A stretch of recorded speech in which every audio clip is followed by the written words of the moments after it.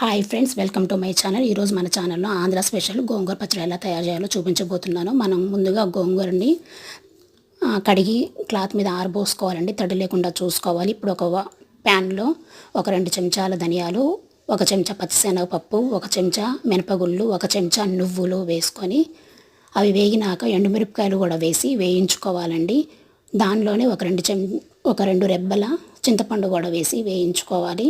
ఇప్పుడు ఇవన్నీ చల్లారిన తర్వాతకి ఒక మిక్సీ జార్లోకి తీసుకోవాలి. ఇప్పుడు అదే ప్యాన్లో ఇంకొంచెం నూనె వేసుకొని మనం తీసుకున్న గోంగూరను కూడా వేయించుకోవాలండి.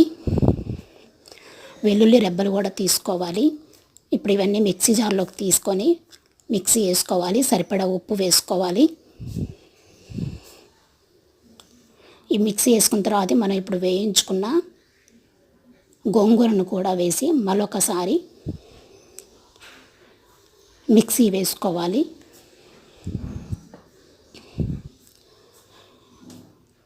ఇలా మిక్సీ వేసుకున్న తర్వాతకి ప్యాన్లోకి ఒక 2 చెంచాల ఆయిల్ వేసుకొని పోపు దినుసులు కూడా వేసి ఎండుమిరపకాయలు అవి వేగినాక కొంచెం ఇంగువ వేసి వేయించుకోవాలి.